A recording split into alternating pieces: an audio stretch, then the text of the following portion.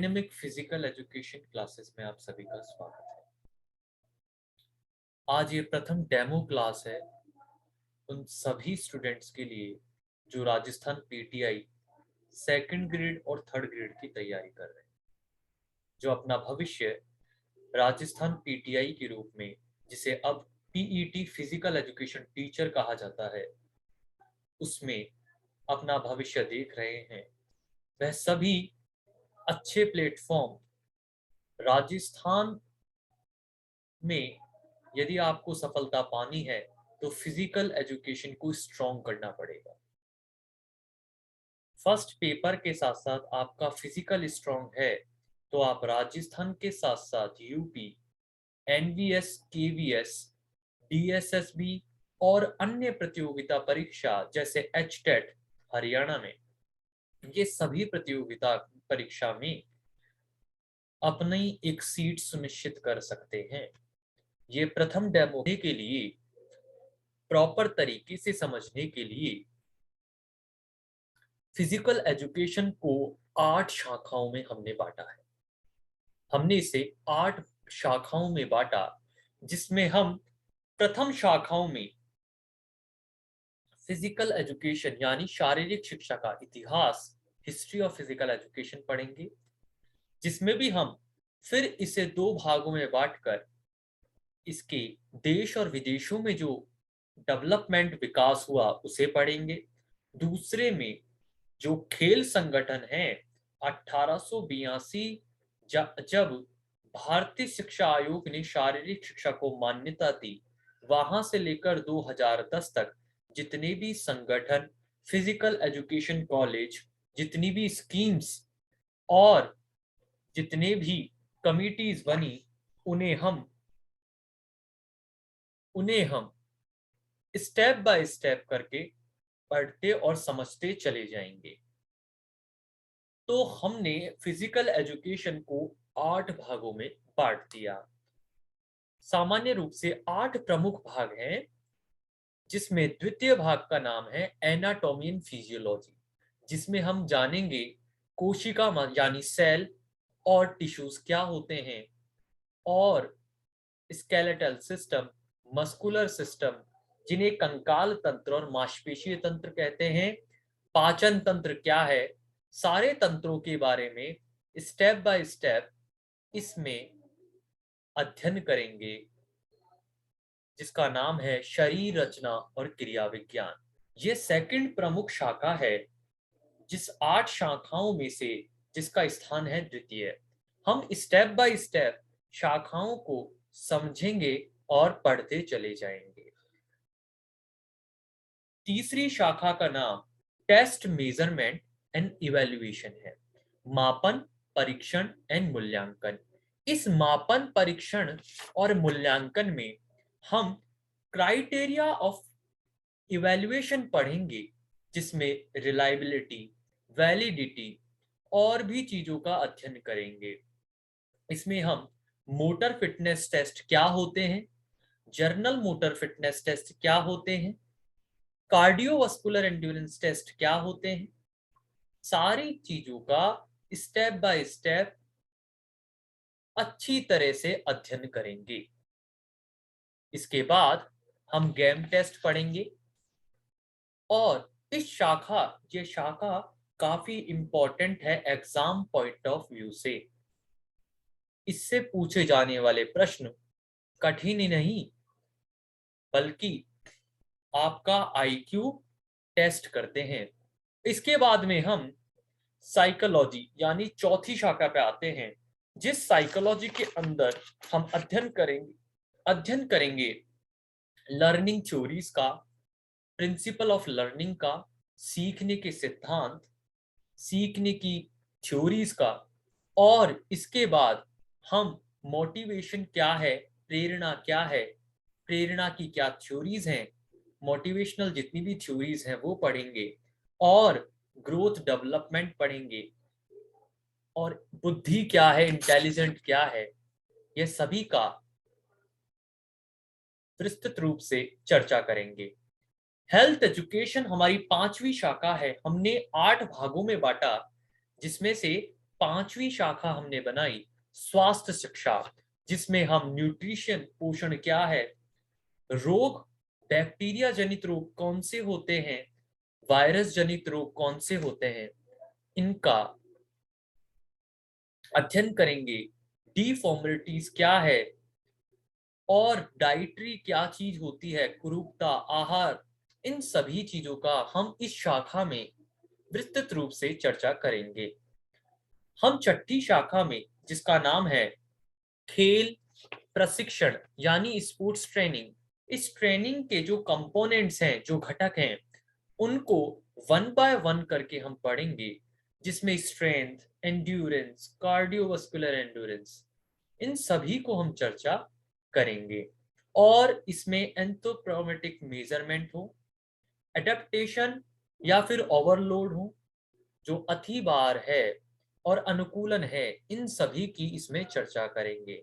इसमें हम और चर्चाओं के विषय पर स्पोर्ट्स मेडिसिन, खेल चिकित्सा, इंजरी, मसाज और डोपिंग, फर्स्ट एड जैसे टॉपिक को भी इसी शाखा में कवर करेंगे।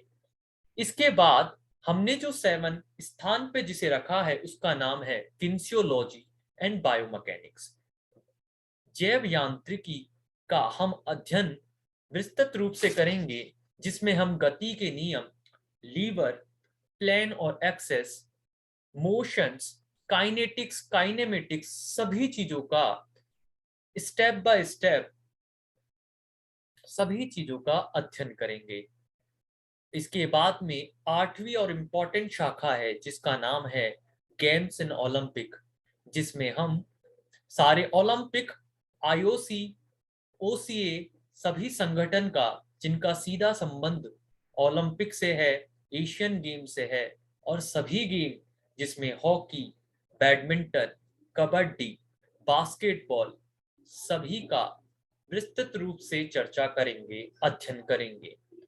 9वीं शाखा, जो मैंने 9 प्रमुख शाखाएं हैं, उसके बाद 9वीं शाखा में बचे हुए टॉपिक्स, ये भी काफी इंपॉर्टेंट है।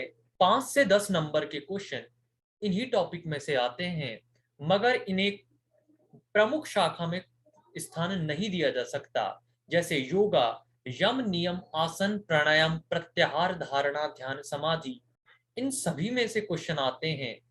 शुद्ध क्रियाओं में से क्वेश्चन आते हैं योगा पे। टूर्नामेंट कितने प्रकार के होते हैं, नॉकआउट पर, राउंड रिबन पर सारे क्वेश्चन पूछे जाते हैं। तो टूर्नामेंट में फिक्चर कैसे ड्रॉ किया जाता है, बाई कैसे दी जाती है, ये सारी चर्चा हम स्टेप बाय स्टेप करेंगे और समझेंगे। इसके बाद बचे हुए करंट इवेंट और अवार्ड्स में, जिसे समसामयिकी कहते हैं, उनमें उनकी चर्चा करेंगे। तो हमने ऐसे करके इन्हें 8 प्रमुख भागों में बांटा और 90 में अदर को डाला। और अब हम शुरुआत करते हैं बिना देरी करे। समझते हैं, आज ये प्रथम डेमो क्लास है, ये प्रथम डेमो क्लास है। यदि आपको ये क्लासें पसंद आती हैं, समझ में आती हैं, पहले दिन काफी कम उम्मीद होती है कि जो स्टूडेंट पेड कोर्स लेकर ऑलरेडी अध्ययन कर रहे हैं उन्हें कुछ समझ नहीं आ रहा है, और इस क्लासेस के, इस डेमो क्लास के माध्यम से यदि उसे कुछ समझ में आता है तो हमसे निश्चित रूप से जुड़ सकते हैं। मैंने डिस्क्रिप्शन बॉक्स में एक गूगल फॉर्म आपको दिया है जिसका नाम है रजिस्ट्रेशन फॉर्म। आप उसे भरकर हमारे साथ पेड ग्रुप में जुड़ सकते हैं यदि आपको ये डेमो क्लास समझ में आए तो हमने 8 प्रमुख भागों में बांटकर फिजिकल एजुकेशन को समझा और जाना किस किस का अध्ययन किस शाखा में करेंगे। अब हम पहली शाखा, जिसका नाम हिस्ट्री ऑफ फिजिकल एजुकेशन है, यानी शारीरिक शिक्षा का इतिहास है, इसको समझ लेते हैं। इसे समझने के लिए फिर से हमने इसे 2 भागों में बांट दिया। प्रथम का नाम रखा शारीरिक शिक्षा का देश और विदेशों में जो विकास हुआ, जिसमें हम प्रमुख 8 देशों की बात करेंगे। कहाँ, ग्रीस में, यूनान में कैसे फिजिकल एजुकेशन का विकास हुआ, जर्मनी में, रोम में, इंडिया में और भी कई देशों में। और दूसरी शाखा में हम इसके जो खेल संगठन है और संस्थान है, इनके बारे में 1882 से लेकर सभी संगठनों के नाम, कॉलेजों के नाम, जो कॉलेजों का विकास हुआ जिसमें YMCA, young man Christian association, NCC, NSS, सारे संगठन, सारी प्रमुख college, LNIP, NIS, Christian college of physical education, सभी कॉलेजेस, सभी संगठन का विस्तृत रूप से चर्चा करेंगे स्टेप बाय स्टेप।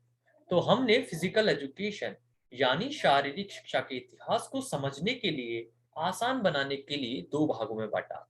अब हम पहले भाग की चर्चा करते हैं इस डेमो क्लास के माध्यम से, जिसमें फिजिकल एजुकेशन का जो डेवलपमेंट, जो विकास हुआ कंट्रीज मतलब देश और विदेशों में, उसकी हमने एक लिस्ट बनाई है। इसमें 8 प्रमुख देश हैं, जिसमें हम पहले पर यूनान, दूसरे पर रोम की चर्चा करेंगे, तीसरे पर जर्मनी, स्वीडन, डेनमार्क, फिर भारत, अमेरिका और रूस की चर्चा करेंगे। तो पहले पे हम आज शुरुआत करते हैं पहले देश से, जिसका नाम है यूनान। तो यूनान को समझने के लिए हमें इसे 4 पीरियड में यानी 4 कालों में बांटना पड़ेगा। पहला काल का नाम है होमर काल, दूसरे काल का नाम है स्पार्टा काल, तीसरे काल का नाम है पूर्व एथेंस काल और चौथे काल का नाम है उत्तर एथेंस काल। तो पहले होमर पीरियड के अंदर हम देखेंगे। अब हम इन सभी कालों को एक एक करके समझते हैं और इनके बारे में जानते हैं। होमर काल में होमर नामक एक महाकवि था, जिसने 2 महाकाव्यों की रचना करी थी। हमें बस एग्जाम पॉइंट ऑफ व्यू से इतना ही पढ़ना है, ज्यादा ज्यादा डिटेल में पढ़ने की, किताब लिखने की नोट से कोई जरूरत नहीं है। हमें एग्जाम पास करना है, ना कि वहां पे वाइवा देना है और ना ही कुछ रिटर्न में लिख के आना है। हमें जानना है कि होमर काल में महाकवि ने 2 महाकाव्यों की रचना करी, जिसमें पहले का नाम इलिक और दूसरे का नाम ओडिसी था। इन का महाकाव्यों की तुलना की जाती है, वो वेद व्यास जी के वेदों से की जाती है। तो आपको सिर्फ इसमें महाकाव्यों के नाम याद रखने हैं। इलिक और ओडिसी ये प्रमुख है होमर काल में। और इसका जो होमर काल का उद्देश्य था, वो था मैन ऑफ एक्शन और मैन ऑफ विजडम। बस ये 2 चीजें आपको प्रमुख इस काल के बारे में जानना है। अब हम यूनान के दूसरे काल के बारे में जानेंगे, समझेंगे। स्पार्टा काल, जिसे क्लासिकल एज भी कहते थे, यूरोटस नदी के किनारे ये बसा हुआ काल था और इसमें एक क्रमबद्ध तरीके से शिक्षा को प्रणाली थी, जिसका नाम था एगोग। एग्जाम पॉइंट ऑफ व्यू से क्वेश्चन बन सकता है कि किस काल में क्रमबद्ध शिक्षा प्रणाली एगोग थी, या फिर स्पार्टा पीरियड में जो क्रमबद्ध शिक्षा प्रणाली थी उसका नाम क्या था। तो आप सभी को आंसर देना है, एगोग उसका नाम था। संचालक को पेडोनोमस बोला जाता था। जो इस क्रमबद्ध शिक्षा प्रणाली का संचालक हुआ करता था, उसको पेडोनोमस कहते थे। आप सभी इस चित्र के माध्यम से देख सकते हो, ये प्रमुख हमारा जो शिक्षक हैं, इनको पेडोनोमस बोलेंगे। वहां एक खेल का मैदान था, जिसको प्लेटेनिस्टास कहते थे। आप इसे आसानी से याद रख सकते हैं। प्लेटेनिस्टास यानी प्लेट। हमारे जो ट्रैक का आकार होता है, वैसे आकार की एक प्लेट की आप कल्पना कर सकते हैं और इसको लंबे समय तक खेल के मैदान यानी प्लेट को याद रख सकते हैं, प्लेटेनिस्टास। तो पूर्व एथेंस में जो खेल का मैदान था, उसे प्लेटेनिस्टास कहते थे। वहां जो क्रमबद्ध शिक्षा प्रणाली थी, उसमें 0 से 7 वर्ष तक माता का संरक्षण था। 7 से 12 वर्ष तक बैरिक में अनुशासन दिया जाता था। ये सभी व्यक्तियों के लिए वहां लागू था। भारत की तरह आजादी नहीं है। उस काल में और कालों की तरह आजादी नहीं थी। वहां सारी चीज निश्चित थी कि 0 से 7 वर्ष तक माता के संरक्षण में ही एक बालक या बालिका रहेगी। 7 से 12 वर्ष तक बैरिक में अनुशासन मिलेगा। 12 से 20 वर्ष तक कठोर सैनिक प्रशिक्षण उसे करना ही होगा, क्योंकि वहां का लक्ष्य मैन ऑफ एक्शन था।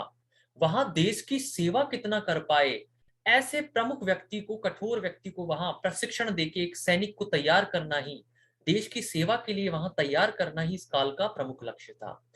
20 से 30 वर्ष तक अस्त्र और शस्त्र को चलाना, अस्त्र यानी जो हवा में फेंक के वार किए जाएं और शस्त्र हाथ में लेके लड़े जाएं। तो 20 से 30 वर्ष तक वो काल था जिसमें अस्त्र और शस्त्र को चलाना सिखाया जाता था, उनकी शिक्षा दी जाती थी। 30 वर्ष के बाद शादी की वहां अनुमति थी और 60 वर्ष तक सेवा करना वहां कंपलसरी यानी अनिवार्य था। अब हम आगे करते हैं कि आप वेशभूषा देख सकते हैं। स्पार्टा काल में इस प्रकार से सैनिक तैयार किए जाते थे। अब एग्जाम पॉइंट ऑफ व्यू से वहां के 3 नृत्य बहुत ही प्रमुख थे। पहला जिम्नास्टिक नृत्य, दूसरा धार्मिक नृत्य, तीसरा सैनिक नृत्य। इन तीनों को याद करना बहुत ही जरूरी है। ये पूछा जा सकता है, पूर्व एथेंस काल में जिम्नास्टिक नृत्य को, धार्मिक नृत्य को क्या कहते थे? इनमें से कौन सा धार्मिक नृत्य है, इनमें से कौन सा सैनिक नृत्य है? तो आपको मैं एक ट्रिक बताऊंगा। ट्रिक हर चीज का सॉल्यूशन नहीं है। आप यदि आप निरंतर मेहनत करते हैं और उसके साथ थोड़ी बहुत ट्रिक को इस्तेमाल करते हैं तो निश्चित आपको सफलता मिलेगी। तो जिम्नास्टिक जो नृत्य था उसका नाम था डिबियासिस नृत्य। जिम्नास्टिक नृत्य का नाम था डिबियासिस नृत्य। दूसरा जो नृत्य था उसका नाम था हारेमस और केशियाटिक, जिसे बोलते थे धार्मिक नृत्य। तीसरा नृत्य जिसका नाम था पापहिक नृत्य। तो आप सभी को धर्म से रिलेट करना है। हार कोई भी धर्म नहीं सिखाता, हारना। तो हारे मत। तो हारे मत से कोई धर्म नहीं सिखाता। तो आपको याद रखना है एक नृत्य जो हार से रिलेटेड था, हार। आप इस वर्ड को पिक करके इसे लंबे समय तक याद कर सकते हैं। धार्मिक नृत्य हारेमस। और किसी धर्म में केश काटने की इजाजत है और किसी धर्म में नहीं है, तो धर्म से आप केश को याद रख सकते हो। तो हारेमस और केशियाटिक दो नृत्य थे जिनका सीधा संबंध धार्मिक नृत्य से पूर्व एथेंस काल में था। अब सैनिक नृत्य को कैसे याद करें? तो ये सैनिक नृत्य में आप कल्पना कर सकते हैं कि एक सैनिक नृत्य करते समय पाप की मुद्राएं ले रहा है, जिसमें वह किसी की गर्दन, तलवार से किसी की गर्दन, किसी के हाथ और किसी के पांव काट रहा है। तो इस सैनिक मुद्राओं से आप पाप करते हुए उस सैनिक को देख रहे हैं नृत्य के दौरान। तो आप इसे याद रख सकते हैं, पापहिक नृत्य। तो हमने दो चीज पढ़ ली, धर्म से हार और केश, सैनिक से पाप, और जिम्नास्टिक को आपको याद रखना है विबासिस नृत्य से। अब आगे चलते हैं। स्पार्टा काल में एक नियम था। वहां कुपोषित बच्चों को वहां कुपोषितों के लिए कोई जगह नहीं थी। वहां कुपोषित बच्चों को टाइगेटस पहाड़ी से फेंक दिया जाता था। यह प्रमुख क्वेश्चन बन सकता है, किस काल में टाइगेटस पहाड़ी से फेंक दिया जाता था? आप सभी को याद रखना है, वहां उसका नाम था स्पार्टा काल। और यहाँ का लक्ष्य, इस काल का लक्ष्य सिर्फ मैन ऑफ एक्शन था। वहां भावनाओं की कोई जगह नहीं थी। वहां सिर्फ एक इंसान, वहां जन्म लिया हुआ हर व्यक्ति कितनी देश की सेवा, स्पार्टा की सेवा कर सकता है, ये प्रमुख था मैन ऑफ एक्शन में। अब हम आगे पढ़ते हैं। तीसरा तीसरा काल जो कि हमारे पूर्व पूर्व एथेंस काल है। इस पूर्व एथेंस काल के शुरू होने से पहले मैं आपको एक बात बता देना चाहता हूं। यदि आप हमारे साथ पेड ग्रुप में एक स्टडी करना चाहते हैं, अपने लक्ष्य को पाना चाहते हैं, मेहनत के साथ आप अपने सपनों को, परिवार के सपनों को पूरा करना चाहते हैं, तो आप हमसे जुड़िए। हमसे जुड़िए। आपको डिस्क्रिप्शन बॉक्स में एक लिंक मिलेगा, एक गूगल फॉर्म का लिंक है, उसे भरकर आप हमारी पेड ग्रुप में जुड़ सकते हैं। तो हम बात कर रहे थे अर्ली एथेंस पीरियड यानी पूर्व एथेंस काल की। यहाँ एक राजा था। यह आप जो स्मारक देख रहे हैं, यह स्मारक अभी भी मौजूद है एथेंस यानी यूनान में। वहां एक राजा था इस काल के दौरान, उसका नाम था ऑक्टियस राजा। इस ऑक्टियस राजा की वजह से पहले इसे आक्टे के नाम से जाना जाता था। इसे पहले आक्टे के नाम से इस जगह को, इस काल में इसे यूनान को आक्टे के नाम से जाना जाता था। यहाँ नृत्य की तैयारी के लिए जिम्नास्टिक का अभ्यास बहुत ही जरूरी था, जिसे गेस्टिकुलेशन कहते थे। आप सभी को ये टर्मिनोलॉजी याद रखनी है। वहां जो व्यायामशालाएं थी उसे पैलेस्ट्रा, शारीरिक शिक्षक को वहां पेडोट्राई। ये जो टर्मिनोलॉजी है, इन्हें आप कैसे भी याद रख सकते हैं। वहां एक संगीत का विद्यालय था जिसे डीडा स्केलियम कहते थे। कुश्ती और मुक्केबाजी के कॉम्बिनेशन को, संयुक्त रूप को पेनक्रेशन कहते थे। भाले और जेवलिन को एकॉन्टाइटिस कहते थे। अस्त्र और शस्त्र चलाने वाले, सिखाने वाले को होब्लोमाचूस कहते थे। और गेंद का प्रयोग करने वाले शारीरिक शिक्षक को स्फेरेटिस कहते थे। आप स्फेयर से गेंद याद रख सकते हैं कि गेंद का प्रयोग यानी स्फेयर, इंग्लिश में स्फेयर यानी गेंद ही होता है। तो ऐसे करके हमने प्रमुख प्रमुख चीजें पढ़ी। ये टर्मिनोलॉजी आपको याद रखनी है क्योंकि यहीं से क्वेश्चन बनते हैं। डीडा स्केलियम संगीत का विद्यालय था। ऐसी चीजें आपको पूर्व एथेंस के बारे में याद रखनी है। वहां एक फिडियास नाम का मूर्तिकार था। वहां 4 समारोह हुआ करते थे, राष्ट्रीय समारोह।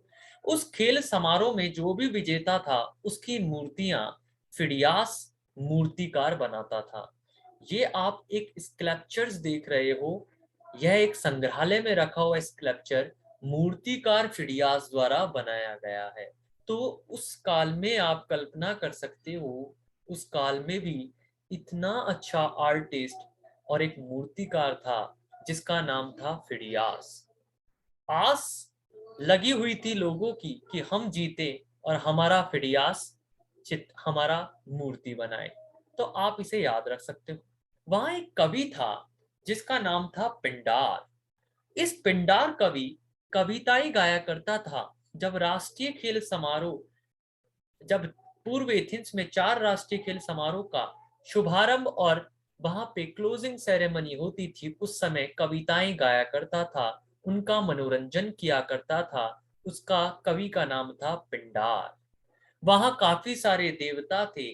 उन देवताओं का नाम आपको याद रखने की जरूरत नहीं है, मगर एक नजर में देखना जरूरी है कि आकाश के देवता को ज्यूस और वज्र के देवता भी जियूस थे। समुद्र के देवता को पॉसीड या पॉसीडॉन, सूर्य के देवता यानी घाव भरने वाले देवता को अपोलो, विजय की देवी एथना और शराब के देवता डायोनीसस थे। वहां पाताल के देवता हेडिस। ये याद रखने की कोई जरूरत नहीं है कि इतना सारा याद करना पड़ेगा, नहीं नहीं नहीं। मैं आपको एक सिंपल ट्रिक के माध्यम से इन सभी को कितना आसानी से याद किया जा सकता है बताऊंगा। जो 4 प्रमुख देवता हैं उनके नाम आपको याद रखने हैं। पृथ्वी की देवी डेमोटर थी, वन के देवता सटीर और व्यापार संरक्षक के देवता हमरीज थे। धातु शिल्पों के देवता हेफेस्टोस थे। वहां आपको, अब आपको याद रखने की जो प्रमुख चीज है उसका नाम है कि वहां 4 राष्ट्रीय खेल समारोह होते थे। वहां 4 राष्ट्रीय खेल समारोह होते थे जिन्हें पेन हेनलिक समारोह कहते थे। इसको याद रखने के लिए आप ओलंपिक पिन ट्रिक का इस्तेमाल कर सकते हैं। इस ओलंपिक पिन में ओलंपिक से ओलंपिक गेम, पी से पाइथेनियम गेम, आई से स्थेनियन गेम और एन से निमियन गेम्स थे। तो ये पेन हेनलिक, हेनलिक जाति थी। इन चारों के संयुक्त रूप को राष्ट्रीय खेल समारोह कहते थे, जिसे हम ओलंपिक पिन से याद रख सकते हैं। ये राष्ट्रीय खेल समारोह में से ही देवता, स्थान, इनका ईयर में से ही हमेशा एग्जाम में क्वेश्चन एग्जामिनर द्वारा पूछे जाते हैं। आप सभी को बहुत ही आसानी से ये सारी चीजें अभी 10 मिनट में, अभी 10 से 15 मिनट में आपको ये सारी चीजें याद हो जाएंगी। तो 4 राष्ट्रीय खेल समारोह थे, ये याद रखना है। और इसे याद रखने के लिए आपको ओलंपिक पिन एक वर्ड है जिसे आपको इसे याद रखना है। अब हम पहले की बात करते हैं। ओलंपिक गेम्स की शुरुआत 776 ईसा पूर्व में हुई। ईसा पूर्व यानी बीसी में हुई। यहाँ इसका प्रमुख चीजें आपको जो याद रखनी है, एक तो ईयर ओलंपिक का, सारे राष्ट्रीय खेल समारोह के ईयर, स्थान, देवता और उनसे जुड़ी हुई कुछ इंफॉर्मेशंस। जैसे जो ओलंपिक गेम थे वो एलिस नामक सबसे सुंदर जगह, महत्वपूर्ण स्थान ओलंपिया, ओलंपिक स्टेडियम जिसका नाम था पैनथेनिक स्टेडियम में शुरू हुए। एलिस नगर के सबसे सुंदर और महत्वपूर्ण स्थान जिसका नाम था ओलंपिया, और वहां एक स्टेडियम था जिसे मैं आपको चित्र के माध्यम से दिखाऊंगा, पैनथेनिक स्टेडियम। वहां अगस्त महीने में 5 दिन के लिए ये ओलंपिक राष्ट्रीय खेल समारोह आयोजित किए जाते थे। इनमें जो 4 ईयर की साइकिल थी उसको ओलंपियाड कहा जाता था। जैसे अभी वर्तमान में आप ओलंपिक का स्वरूप देख रहे हो, ओलंपिक का नाम देख रहे हो, ये हमारे पूर्व एथेंस काल में जो राष्ट्रीय खेल समारोह हुए हैं। और ओलंपिक जो पहला राष्ट्रीय खेल समारोह जो 776 ईसा पूर्व में शुरू हुआ, वहीं से लिया गया है। ये आप चित्र में देखिए, ये ओलंपिया नामक महत्वपूर्ण स्थान में पैनथेनिक स्टेडियम का चित्र है। अब वहां पे एक गॉड जो उसके देवता थे जिसका नाम आपको याद रखना है, आकाश के देवता यानी ज्यूस देवता की 40 फीट की ऊंची प्रतिमा थी। इनके समक्ष वो राष्ट्रीय ओलंपिक जो राष्ट्रीय खेल समारोह था, वो सारे खेलों का आयोजन इनके समक्ष होता था। ये चीजें याद रखनी है आपको। अब हम आगे बढ़ते हैं पाइथेनियम गेम की। पाइथेनियम गेम की शुरुआत 582 ईसा पूर्व में हुई। इसके जो देवता थे उनका नाम था अपोलो देवता, यानी सूर्य के देवता।